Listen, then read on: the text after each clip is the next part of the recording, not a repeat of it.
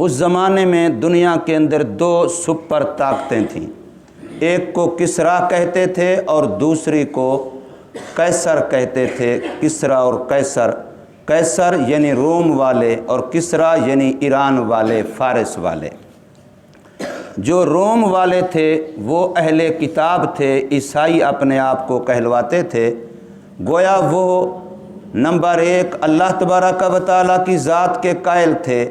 Number دو رسول کے قائل تھے، نمبر تین اللہ کی طرف سے وحی آنے کتاب الہی کے قائل تھے۔ تو کئی ساری چیزیں ان کی اور مسلمانوں کی آپس میں قدر مشترک تھیں،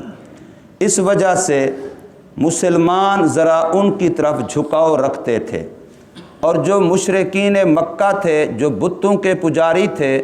وہ فارس والوں کی طرف، کسریٰ والوں کی طرف، ان کی طرف جھکاؤ رکھتے تھے۔ کیوں؟ اس لیے کہ وہ آگ کی پوجا کرتے تھے، اللہ کی ذات کو نہیں مانتے تھے، کسی رسول کے قائل نہیں تھے، کسی آسمانی کتاب کے قائل نہیں تھے۔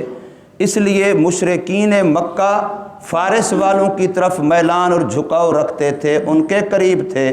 اور مسلمان روم والوں کی طرف میلان اور جھکاؤ رکھتے تھے، ان کے قریب تھے۔ اور یہ جو دو سپر پاور طاقتیں تھیں، ان کا آپس میں ٹکراؤ تھا، ان کی لڑائیاں، ان کی نوک جھوک آپس میں ہوتی رہتی تھی۔ بعض نے لکھا ہے کہ سن 510 سے لے کر کے 510 عیسوی سے لے کر کے 615 عیسوی تک ان کا مستقل ٹکراؤ اور لڑائیوں کا معاملہ جاری رہا۔ کبھی وہ اوپر کبھی وہ اوپر، آپس میں ایک دوسرے کے ساتھ، کبھی ان کو شکست کبھی ان کو شکست۔ آخری جو ان کی لڑائی ہوئی ہے بہت زور کی ہوئی، اور کسریٰ والے غالب آئے، آتش پرست مشرکین کے قریبی وہ غالب آئے، اور اتنا زور کی لڑائی ہوئی کہ عیسائیوں سے بیت المقدس یروشلم وہ بھی انہوں نے چھین لیا، اور وہاں بے دریغ عیسائیوں کو قتل کیا، لاکھوں کی تعداد میں عیسائیوں کو انہوں نے تہہ تہہ کر دیا۔ اور اس جنگ کے بعد جو کسریٰ کا اس وقت کا بادشاہ تھا خسرو پرویز، اس نے جو خط لکھا ہے، روم کا بادشاہ جو اس وقت تھا ہرقل، اس کو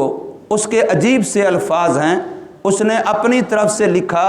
کہ روئے زمین کا حاکم لکھ رہا ہے، یعنی اپنے آپ کو گویا پوری روئے زمین کا اس نے حاکم لکھا، کہ روئے زمین کا حاکم لکھ رہا ہے اپنے ایک گھٹیا کمینے غلام کی طرف، حالانکہ وہ بھی دوسری مقابلے کی طاقت کا بادشاہ ہرقل، لیکن اس کو خط لکھتے ہوئے الفاظ علماء نے تفسیروں میں، تاریخ میں یہ نقل کیے ہیں